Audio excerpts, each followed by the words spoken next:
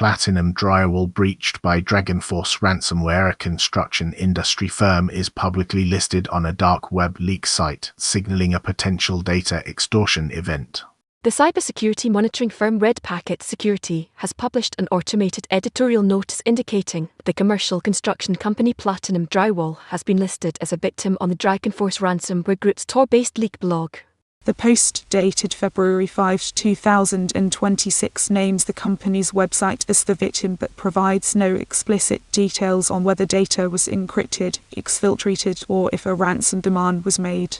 This public shaming on a dedicated dark web platform represents a critical phase in the modern ransomware attack lifecycle, moving beyond encryption to reputational coercion to pressure the victim into paying.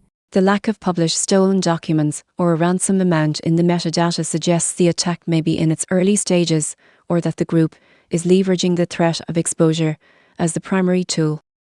The evolution of ransomware into data extortion. The shift from simple file encryption to double extortion tactics has made public leak sites a standard business risk. The DRAGONFORCE leak page follows the now standard model pioneered by groups like Maze and Conti, where data exfiltration precedes encryption. Attackers steal sensitive data before locking systems, then threaten to publish it online if the ransom is not paid, effectively creating 2 points of leverage. For a firm like Platinum Drywall, which has operated since 2001 in drywall, framing, and metal stud systems, the stolen data could include project bids, client contracts, financial records, and employee PII, the exposure of which could cripple business relationships and invite regulatory scrutiny. The existence of these dedicated name and shame sites, often with professional layouts and automated posting, demonstrates the industrialization of cybercrime, where ransomware as a service, RAS models provide groups like DRAGONFORCE with the infrastructure to systematically pressure victims across industries, with construction being a frequent target due to often mature IT security and valuable transactional data. Analyzing the tactical ambiguity of the DRAGONFORCE leak. The absence of proof and ransom details is a psychological pressure tactic, not an indicator of a failed attack.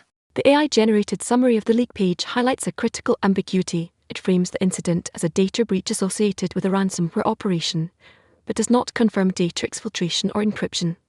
This vagueness is a deliberate feature, not a bug in extortion playbooks. By listing the victim without immediately releasing proof, the group initiates a period of maximum uncertainty for Platinum Drywall, forcing internal crisis management and complicating external communication with partners and insurers.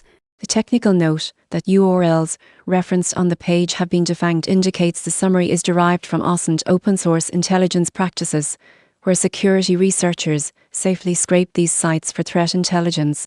The lack of internal documents or media in the scrape suggests DRAGONFORCE may be holding the actual stolen data as a reserve threat to be released in a timed manner or sold on cybercriminal forums if negotiations fail, thereby maintaining leverage throughout the incident lifecycle.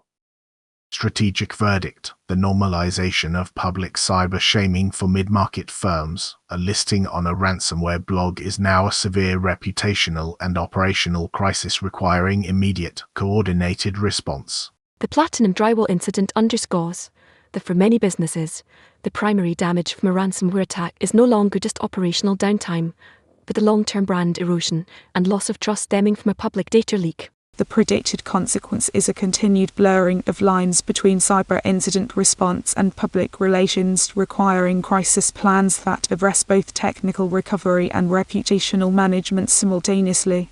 The strategic assessment is that groups like DRAGONFORCE will continue to target supply chain critical industries like construction, where the pressure to maintain project timelines and client confidentiality is high. The final verdict is that automated OSINT monitoring, as performed by firms like Red Packet Security, will become an essential component of corporate risk posture, providing early warning, but also creating a permanent, public record of victimization that companies must now factor into their post-incident strategic calculus.